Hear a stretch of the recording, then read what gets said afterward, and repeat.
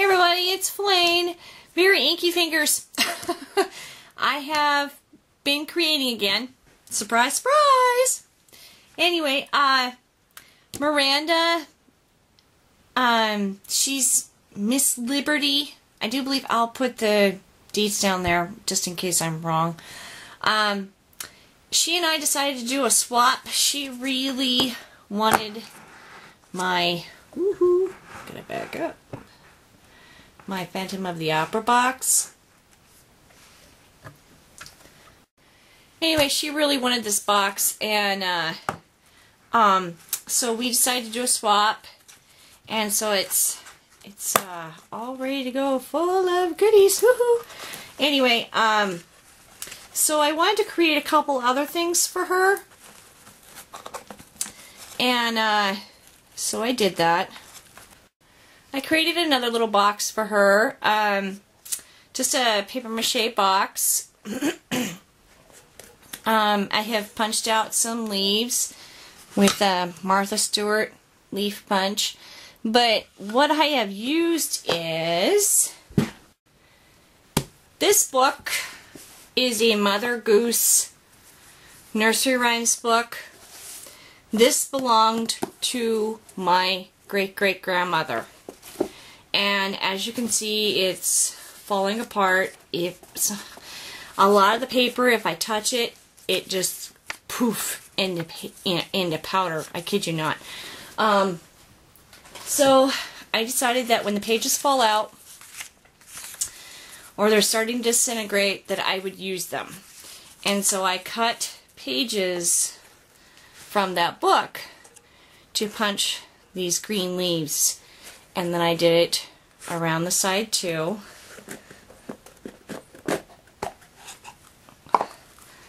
All the way around. I inked it with the Distress Ink Forest Moss. And my husband would be home. And then I used my Lindy's Moonshadow Landlubber Green on it. And you can see there's a little squirrel charm. Isn't it cute?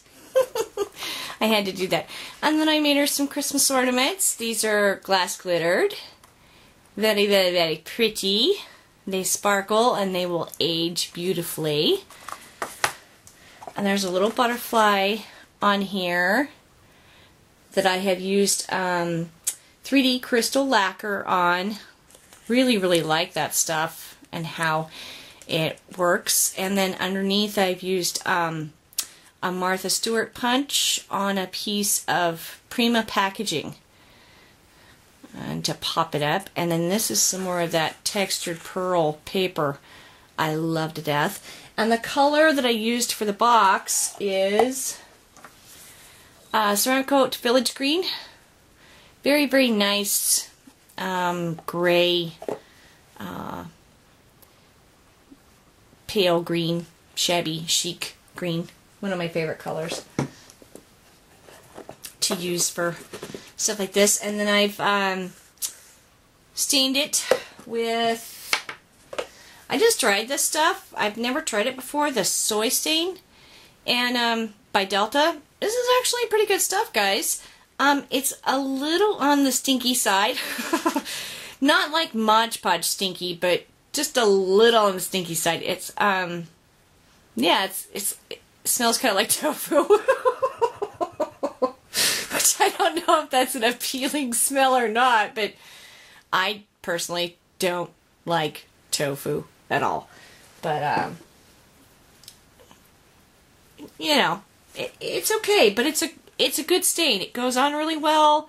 It kind of seals it at the same time, so it's actually pretty good stuff. And that's a walnut color, and that's what it's called, Delta Soy Stain.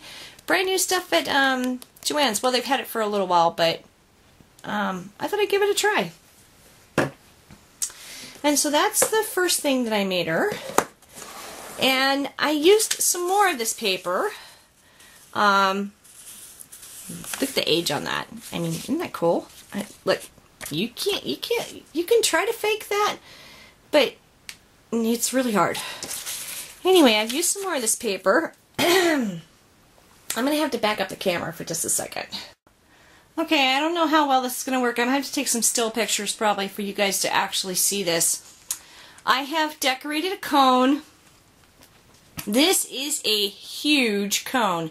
There's the crystal drop at the bottom, and there's some, you can see the paper in the background, and I've stamped on it. This is Prima Printery stamp, these two are.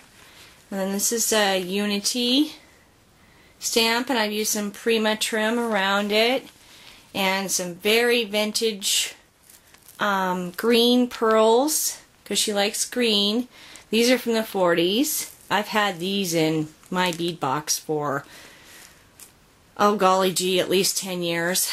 So they're nice and vintage now. I've used some Recollections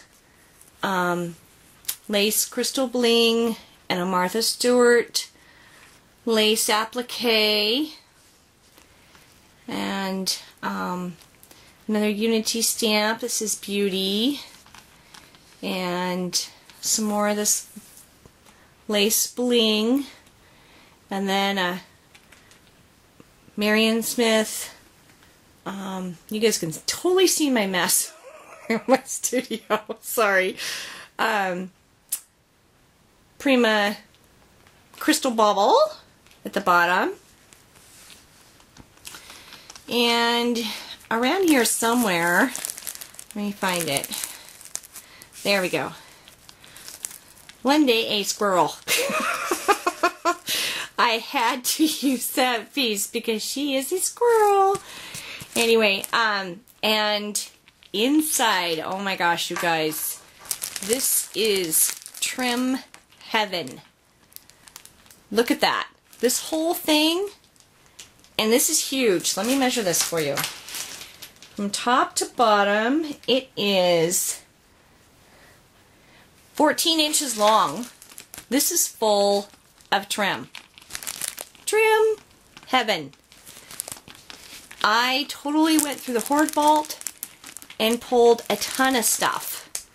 So, I really hope that she likes this. I did the Tim Holtz, I can't remember, old paper, which is kind of a green, crackle medium here and there. Everything has been sealed with the gel medium. I really like the way that this turned out. This is, again, pretty girly. Not usually my style, but there's a vintage feel to this as well. So, and these cones actually, like this, have historical significance for the Germans. Don't ask me to pronounce the name, because I'm not even going to try, even though my family's German. My husband's family's German. But anyway, so this is her goodies. And just to let you guys know that I will be making another one of these. Not exactly the same, but similar. And it is going to be for my 300 subby giveaways. So, which is, you know, I'm pretty close to 300 now. Not quite, but pretty close. And as soon as we reach that 300, we're going to be doing a huge giveaway. Oh, on the inside, I did some of the Bethany Lowe crepe paper trim. It looks so cool inside. And I'll let Miranda show you that. So, awesome! Anyway, thanks everybody for watching, and y'all have a creative day.